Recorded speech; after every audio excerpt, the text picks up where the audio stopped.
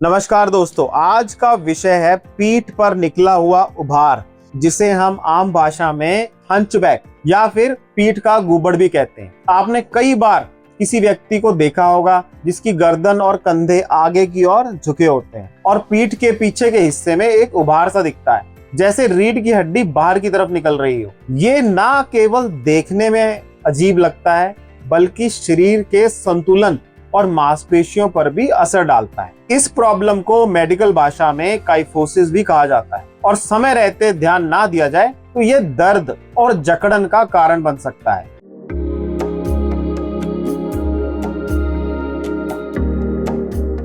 मैं हूं डॉक्टर दर्श गोयल, ऑर्थोपेडिक और जॉइंट रिप्लेसमेंट सर्जन। आज की इस वीडियो में हम बात करेंगे कि हंचबैक होता क्यों है, इसका शरीर पर क्या असर पड़ता है और इसे ठीक करने के लिए हम कौन कौन सी इफेक्टिव एक्सरसाइजेस और घरेलू उपाय अपना सकते हैं। साथ ही हम कुछ ऐसे प्रिकॉशंस भी जानेंगे जिन्हें अगर सही समय पर अपनाया जाए तो इस समस्या से बचाव किया जा सकता है। तो चलिए शुरू करते हैं, बिना देरी किए इस समस्या को समझते हैं और उसका समाधान निकालते हैं। हमारी स्पाइन यानी रीढ़ की हड्डी एक बिल्कुल सीध में रहती है, जिसमें गर्दन, कंधे और कान एक लाइन में होने चाहिए। लेकिन जब कोई व्यक्ति लगातार झुककर मोबाइल, लैपटॉप का इस्तेमाल लंबे समय तक करता है, भारी बैग उठाता है या मांसपेशियों की ताकत कम हो जाती है, तो धीरे धीरे गर्दन जो है वो आगे की तरफ झुकने लगती है और उसका पीठ का हिस्सा बाहर की ओर उभर जाता है। यही हंचबैक है। खासकर जो लोग घंटों तक स्क्रीन पर काम करते हैं या स्क्रॉल करते रहते हैं, इसके लिए यह रिस्क और भी ज्यादा बढ़ जाता है। कई बार यह समस्या बच्चों में भी देखी जाती है, जो भारी स्कूल बैग उठाकर चलते हैं।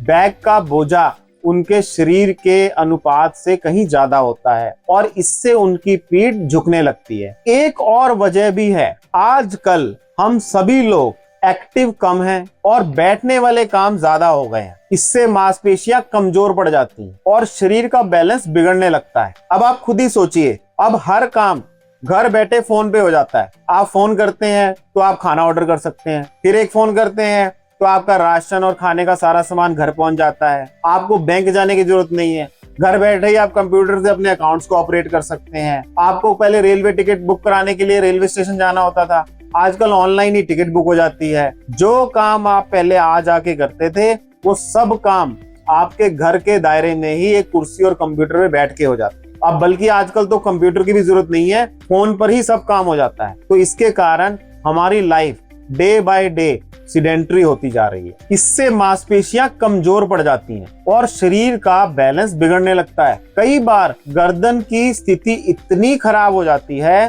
कि एक्सरे में सर्वाइकल स्पाइन की स्ट्रेटनिंग तक दिखाई देती है, जैसे गर्दन एकदम सीधी हो गई हो, जो नेचुरल कर्व है वो खत्म हो गया है। अब बात करते हैं इस प्रॉब्लम को सुधारने के लिए क्या किया जाए। सबसे पहली और असरदार एक्सरसाइज होती है पेक्टोरल स्ट्रेच। इसमें आपको दीवार के सहारे एक हाथ को कोहनी तक लगाना होता है और धीरे धीरे शरीर को दूसरी तरफ घुमाना होता है। इस खिंचाव से चेस्ट की टाइट मांसपेशियां खुल जाती हैं, जो कि हंचबैक के साथ अक्सर टाइट हो जाती हैं। ये एक्सरसाइज धीरे धीरे मांसपेशियों की फ्लेक्सिबिलिटी को बढ़ाती है। दूसरी एक्सरसाइज है टॉवल रोल। टॉवल रोल के साथ लेटकर स्पाइन को सीधा करना होता है। इसके लिए एक पतली तौलिया लें, उसे रोल करके मोड़ लें और बेड पर रखें और कंधों के नीचे उसे लगाकर लेट जाएं। ध्यान रहे तकिया ना लगाएं। धीरे धीरे गर्दन और सिर नीचे की ओर धकेलते जाएं और ग्रेविटी के कारण रीढ़ की हड्डी अपनी सही अलाइनमेंट में आनी शुरू हो जाएगी। जैसे जैसे शरीर को आराम मिलता जाए, आप धीरे धीरे इस तौलिए की मोटाई को बढ़ा भी सकते हैं। अगर आपके कंधे गोल हो गए हैं तो टॉवल को डायमंड शेप में रखें, उस पर लेटें ताकि कंधे नीचे की ओर गिरें और छाती खुलने लगे। हाथों को ढीला छोड़ दें, इससे टाइट मसल्स और ज्यादा रिलैक्स होती हैं। यह तरीका आपकी बॉडी के ऊपर के पोर्शन को खोलने और पोस्चर को ठीक करने में बहुत मदद करता है। अगर सही तरीके से किया जाए तो कुछ ही हफ्तों में काफी फर्क दिखने लगता है। अच्छा, और कुछ लोग शुरुआत में ही एडवांस लेवल की स्ट्रेच करने लगते हैं, लेकिन ये गलत है। तीसरी एक्सरसाइज यानी डबल टॉवल रोल के साथ शुरुआत करनी चाहिए जब शरीर थोड़ा खुल गया हो। इसमें 2 टॉवल के साथ रोल करें और रीढ़ की हड्डी के नीचे रखें। इस पर लेटने से कंधे पीछे की ओर झुकने लगते हैं और पीठ ऊपर उठती है। इससे शरीर का पोस्चर सुधरता है, लेकिन इसे शुरुआती दिनों में ना करें। सिर्फ जब आपकी पहली 2 एक्सरसाइज में अच्छी मास्टरी हो जाए उसके बाद इसे शुरू करें। इसके अलावा एक और जरूरी मूवमेंट है नेक मोबिलिटी वॉल एक्सरसाइज। दीवार के सामने सीधे खड़े होकर दोनों हाथ लगाइए और गर्दन को धीरे धीरे आगे पीछे मूव करिए। इससे सर्वाइकल स्पाइन का जो कर्व है वो धीरे धीरे वापस आने लगता है। ये एक्सरसाइज हफ्ते में 5 दिन करने से गर्दन का झुकाव काफी हद तक सुधरने लगता है। तो अब बात करते हैं दोस्तों कुछ प्रिकॉशंस की। अगर आपको हंचबैक नहीं है और आप इससे बचना चाहते हैं तो सबसे पहले अपने पोस्चर का ध्यान रखें। बैठने की ऊंचाई, कुर्सी की बैक सपोर्ट और लैपटॉप की पोजीशन सही होनी बहुत जरूरी है। अगर आप दिन भर कंप्यूटर पे काम करते हैं तो हर 1 घंटे के बाद आपको जरूर उठना है और चलना है।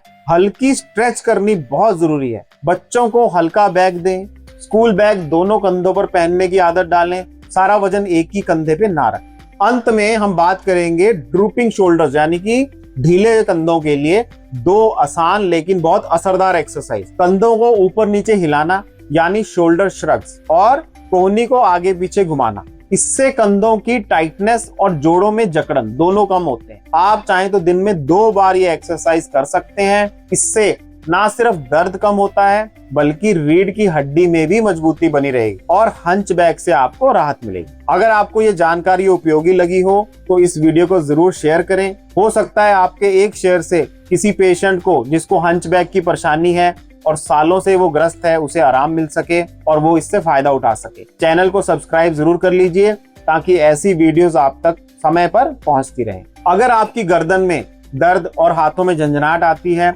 तो भी आप हमारी दूसरी वीडियो देख सकते हैं जो हमने इस चैनल पर बनाई हुई है। तो दोस्तों अगर आपको इस वीडियो के माध्यम से फायदा हुआ हो तो आप कमेंट में जरूर लिखें कि आपको कितने % आराम मिला और आपको कितने टाइम में ये आराम मिला, ताकि दूसरे लोग भी उसे जानकर इन प्रॉब्लम से अपने आप को बचा सके। तो दोस्तों आशा करता हूँ ये वीडियो आपको पसंद आई होगी। धन्यवाद, स्वस्थ रहें।